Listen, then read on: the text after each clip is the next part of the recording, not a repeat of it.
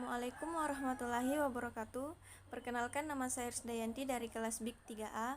Pertama-tama, mari kita panjatkan puji dan syukur atas kehadirat Allah Subhanahu wa Ta'ala sehingga saya dapat menyelesaikan presentasi makalah ini dengan baik tanpa kurang apapun. Tidak lupa pula saya berterima kasih kepada Bapak Dr. Rustan SM Hum selaku dosen pengampu mata kuliah logika yang sudah memberikan saya tugas ini. Saya berharap dalam presentasi makalah ini dapat berguna dan bermanfaat serta menambah wawasan kita. Semoga presentasi makalah yang sederhana ini dapat dimengerti dengan mudah dan dipahami. Dalam berlogika, kita membutuhkan suatu ide tertera, tak hanya dalam sekedar hanya kata-kata. Kita harus dapat memilih arah yang tepat untuk mengutarakan ide, untuk menjadi suatu definisi yang jelas. Ilmu logika untuk mengerti untuk mengerti arti dari kata, tidak hanya memperhatikan fungsi dan tempat dari kata dalam suatu kalimat itu saja.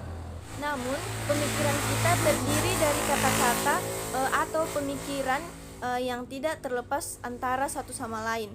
Kata-kata dihubungkan menjadi suatu kalimat sehingga mengandung arti. Kata-kata yang tidak jelas atau salah akan menjadikan kesalahpahaman. Oleh karena itu, sangat penting untuk kita mengetahui kata-kata apa yang kita pakai. Sehubungan dengan penjelasan yang tadi, kita akan membahas materi tentang term dalam logika. Dalam presentasi ini saya akan menjelaskan yaitu yang pertama pengertian kata dan term, kedua pengertian denotasi dan konotasi, ketiga jenis-jenis term. Kata adalah bunyi atau kesatuan yang mengandung arti tertentu, sedangkan kalimat adalah gabungan kata-kata yang mengandung pikiran yang lengkap. Kalimat dalam tata bahasa sama dengan apa yang dinamai dengan proposisi dalam logika. Proposisi dalam logika tradisional terdiri dari 3 bagian, yaitu yang pertama subjek, yang kedua predikat, dan ketiga kopula.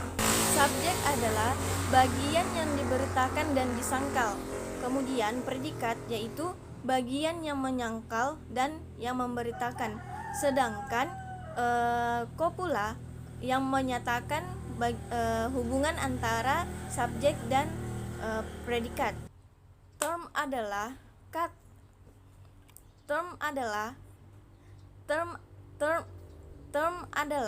kata atau kesatuan kata-kata yang dipergunakan sebagai subjek atau predikat dalam proposisi logika, atau kesatuan kata-kata yang tak mungkin dipergunakan dalam subjek dan predikat dalam pengertian logika bukanlah sebuah term.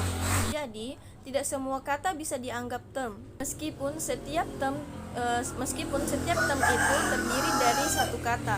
Kata tanpa bantuan kata-kata lain dapat dianggap sebagai term. Itu dapat disebut sebagai kata-kata kategorimatis.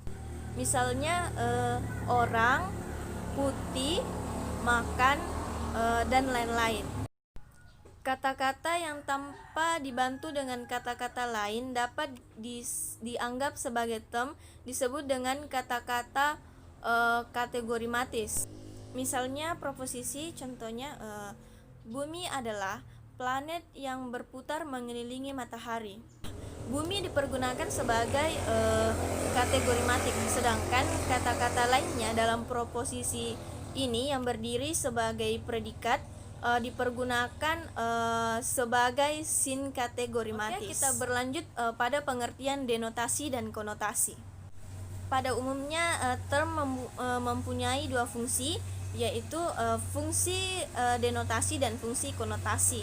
Nah, denotasi adalah nama atau tanda dari sebuah benda atau sejumlah benda yang ditunjukkan oleh term itu.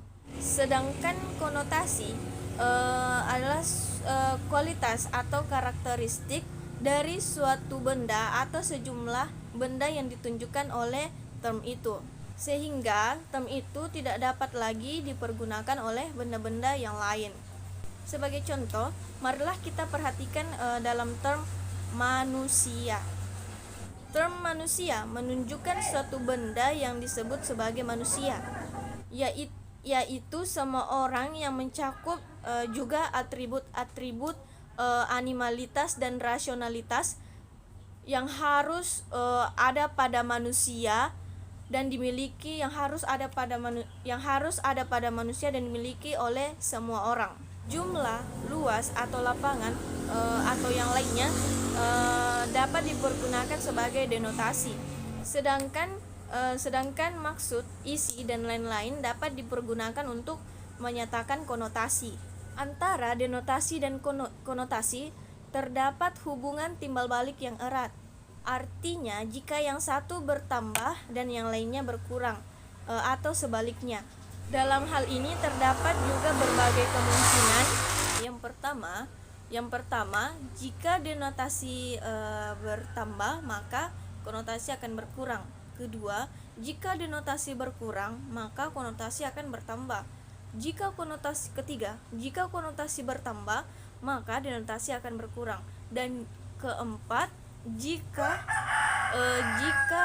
denotasi bertambah, maka konotasi akan lanjut pada pembahasan yang ketiga, yaitu jenis-jenis term.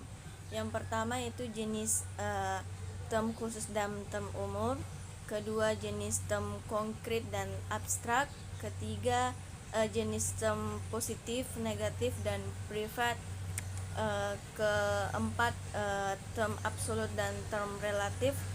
Dan yang terakhir, keenam, term konotatif dan term non konotatif.